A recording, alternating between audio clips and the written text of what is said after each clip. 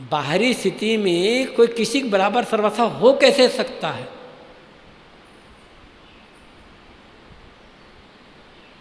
हम बाहरी से तुलना करना चाहते हैं। पहले अपने को देखो ना कि मैं कितना पूर्ण हूं। यदि बाहरी रूप में भी देखना है, देख लो कि मैं कितना पूर्ण हूं, मैं कितना चरित्रवान हूं, मैं कितना त्यागी हूं, मैं कितना बैरागी हूं, मैं कितना निष्क्रोध हूं, क्षमावान हूं, सहनशील हूं। पहले अपने को जिनसे दूसरों तुलना कर रहे हो उनसे अपनी तुलना करो। ठीक हो, गुरु तो नहीं रह गए, अब उनके शिष्यों में वो त्याग, वो बैराग, वो साधना की रहनी नहीं रह गई, इसलिए आप असंतुष्ट हैं। तो ये बताइए, जिस गुरु से तुलना कर रहे हैं आप, जिस गुरु से प्रभावित हैं, उस गुरु का त्याग बैराग रहने आपके जीवन में कितनी आई है? कितना उनसे आदर्श ले पाएगा, कितना उनके उतार पाए? तब तुलना करना दूसरों की। व्यर्थ लोग बाहर में ये करते हैं, कोई किसी के बराबर हो ही नहीं सकता। या तो कम होगा बाहरी रूप में, या तो ज़्यादा होगा। और किसका मन कैसा है हमें क्या पता? अपने मन को तो जान नहीं पा रहे हैं, अपने मन के जाल में उलझे हुए हैं, और दूसरे के मन को जानना चाहते हैं। तो ऐसा भी है कि बाहरी रूप में जो हम तुलना करने लग जाते हैं, उसके समान वैसा नहीं, उसके समान वैसा नहीं, उसके समान वैसा नहीं है।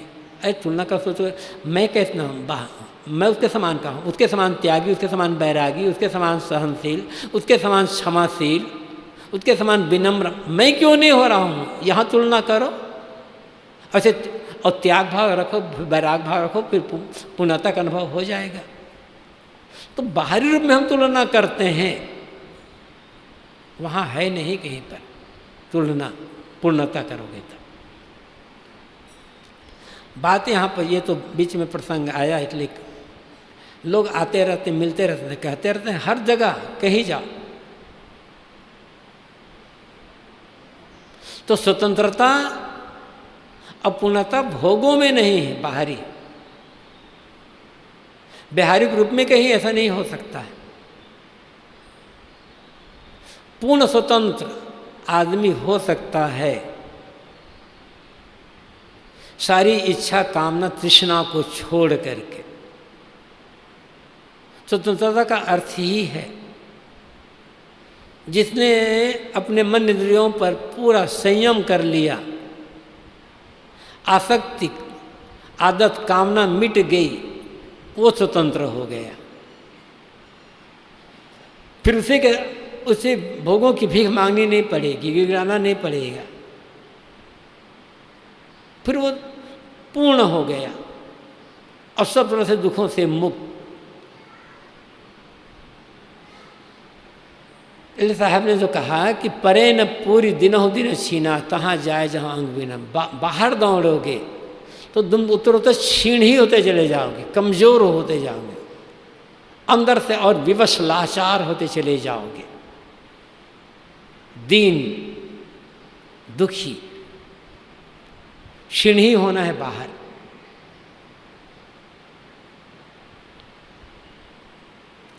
और अंत में आदमी कहाँ जाएगा? तहाँ जाए जहाँ अंग बिहुना। अंत में आदमी वहाँ चला जाएगा जहाँ कुछ भी हाथ आने वाला नहीं है।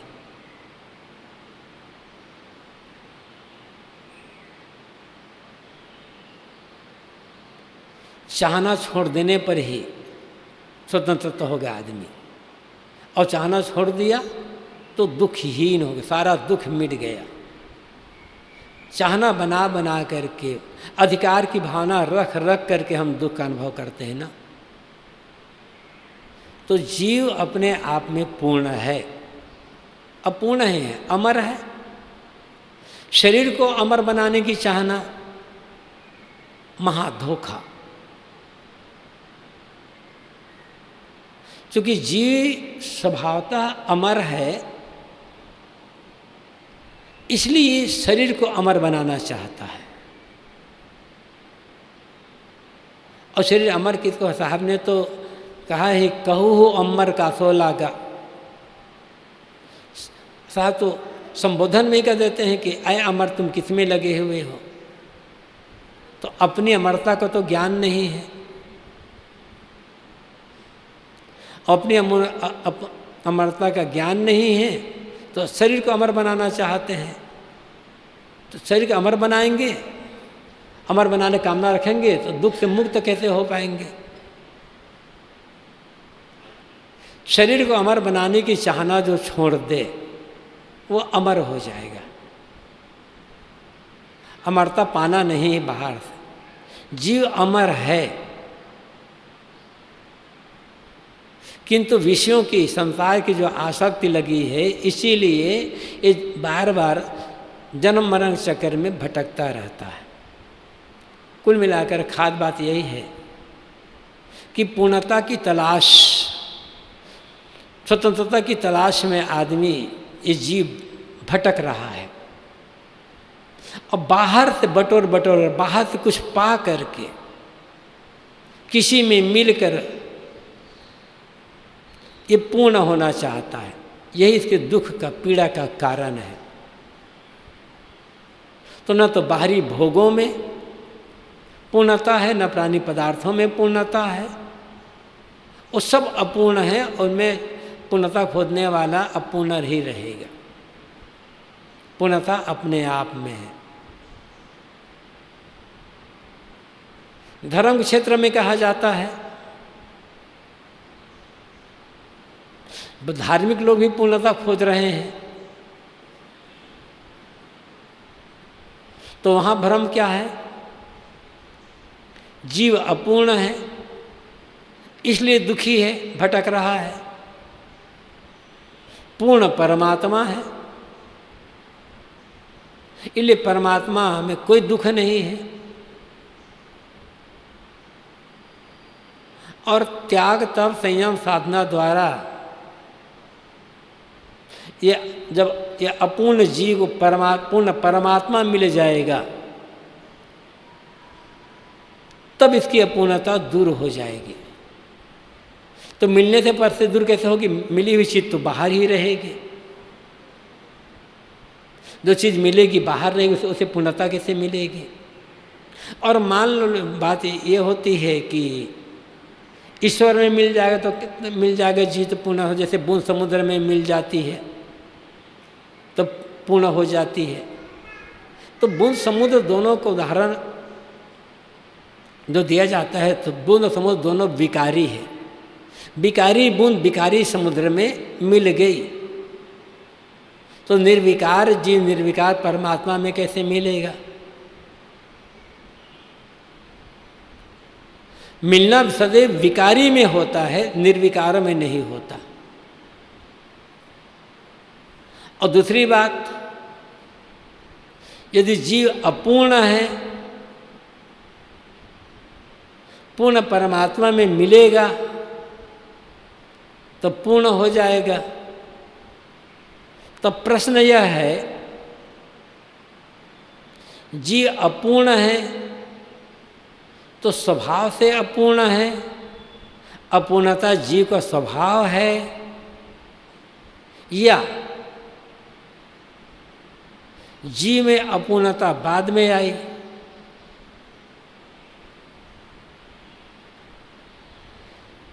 यदि जीव स्वभाव से अपूर्ण है, मौलिक रूप में जीव अपूर्ण है, अपूर्णता जीव का स्वभाव है, तो किसी के स्वभाव को मिटाया नहीं जा सकता। आग की गर्मी को हम दूर कैसे करेंगे? क्या आग से उसकी गर्मी को मिटाया जा सकता है? आग और उष्णता, क्या दोनों को अलग अलग किया जा सकता है? वो तो स्वभाव ही है उसका। तो अपूर्णता जब जीव को स्वभाव है तो पूर्णता मिटेगी कैसे? चाहे जितने भी ईश्वर मिल जाएं, किसी के स्वभाव को, जो मौलिक स्वभाव है, मौलिक जो गुण है उसका, उसे दूर नहीं किया जा सकता, कोई कर ही नहीं पाएगा। तो फिर ईश्वर मिलने से फायदा क्या हुआ? तो जीव तो अपूर्ण है, अपूर्ण ही रहेगा। और यदि जीव में अपूर्णता बाद में आई तो अपूर्णता बाद में क्यों आ गई? कैसे आ गई? किस कारण से आई ये अपूर्णता? क्योंकि जो पहले, फिर इसका मतलब हम ये भी तो कह सकते हैं ना, पहले आग ठंडी होती थी तो धीरे धीरे आग गर्म हुई है। तो कहना ही गलत है। जब आग मौलिक रूप में ठंडी थी और आग को ठंडी ठंडी आग कहना ही गलत है। सदैव से आग गर्म रही, सदैव रहेगी। तो जीव जो अपूर्ण था, जीव में अपूर्णता बाद में आई, बीच में आई। तो जीव पहले पूर्ण था तो अपूर्णता क्यों आ गई? फिर किस कारण से पूर्णता आ गई?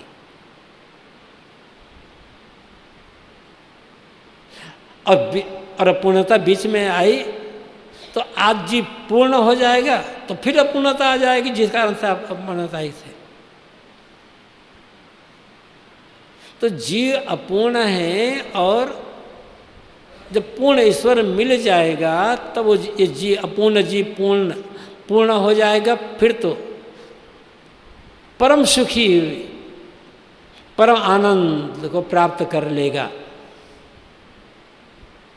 इसलिए पूर्ण परमात्मा को पाने के लिए भजन करना, भक्ति करना चाहिए। सुनने में बात बड़ी अच्छी लगती है, इधर की बातें बना कह करके श्रोताओं को भावुक बना दिया जाता है,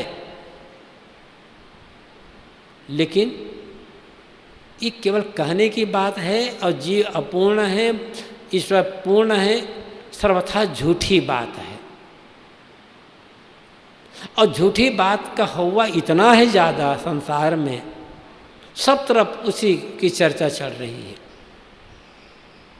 अपनी ओर लौटने नहीं चाहते, अपनी ओर मुड़ना नहीं चाहते। जो दुनिया के पीछे दौड़ रहे हैं, न वे अपनी ओर लौटना चाहते, उन्हें अपनी ओर लौटने का ध्यान है, न परमात्मा की तरफ जो दौड़ रहे हैं अलग, न उन्हें अपनी तरफ लौटने का ध्यान है। सब बाहर भागे जा रहे हैं। चाहे वो ईश्वर की तरफ भागना हो वो भी बाहर भागना है, और चाहे दुनिया तरफ भागना है वो भी बाहर भागना है।